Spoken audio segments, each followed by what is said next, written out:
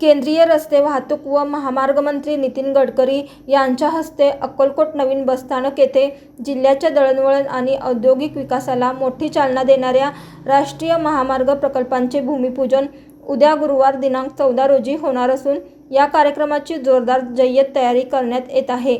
अक्कलकोट नवीन बसस्थानक येथे सायंकाळी 5 वाजता हा कार्यक्रम होणार असून रस्ते वाहतूक आणि महामार्ग मंत्रालय, भारत सरकार तसेच भारतीय राष्ट्रीय महामार्ग प्राधिकरण यांच्या वतीने हा कार्यक्रम आयोजित केला। या प्रकल्पांमुळे सोलापूर जिल्ह्यासह अक्कलकोट, मोहोळ, वळसंग, दुधनी, वागदरी आदी भागातील वाहतूक व्यवस्था अधिक वेगवान आणि सुरक्षित होणार आहे, अशी माहिती आमदार सचिन कल्याणशेट्टी यांनी दिली। या कार्यक्रमात हसापूर ते बडदाळ या राष्ट्रीय महामार्ग क्रमांक 150C मार्गाचे ग्रीनफील्ड अलाइनमेंटसह 6 पदरीकरण करण्यात येत असून हा प्रकल्प पॅकेज 14 अंतर्गत अक्कलकोट कुरनूर मार्गाशी जोडला जाणार आहे। तसेच वागदरी अक्कलकोट तोळनूर राष्ट्रीय महामार्ग क्रमांक 548B चे पेव्हड शोल्डरसह दुपदरीकरण करण्यात येणार आहे। मोहोळ बसवनगर वळसंग राष्ट्रीय महामार्ग क्रमांक 465 चे पेव्हड शोल्डरसह दुपदरीकरणही करण्यात येणार आहे।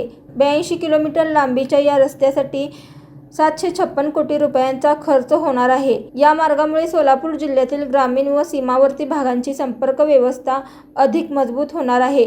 याशिवाय दुधनी येथे रेल्वे उड्डाणपूल बांधण्यात येणार असून राष्ट्रीय महामार्ग 150E च्या उर्वरित 4.122 किलोमीटर मार्गांचे उन्नतीकरण व मजबूतीकरण केले जाणार आहे। या कामासाठी 97 कोटी रुपयांची तरतूद करण्यात आली आहे। तसेच राष्ट्रीय महामार्ग 150E वरील बोरी नदीवर मोठ्या पुलाचे बांधकाम करण्यात येत आहे।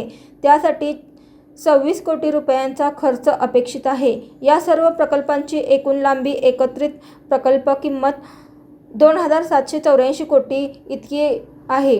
त्यामुळे सोलापूर जिल्ह्याच्या विकासात या प्रकल्पांना ऐतिहासिक महत्त्व प्राप्त होणार आहे। या कार्यक्रमाला पालकमंत्री जयकुमार गोरे, ग्रामविकास पंचायत मंत्री प्रियांका खरगे, आमदार BR पाटील यांच्यासह जिल्ह्यातील सर्व लोकप्रतिनिधी कार्यक्रमास उपस्थित राहणार असल्याची माहिती आमदार सचिन कल्याणशेट्टी यांनी दिली। अशाच नवनवीन अपडेटसाठी जनता राज्य न्यूज चॅनलला सबस्क्राईब करा, लाईक करा आणि शेअर करायला विसरू नका।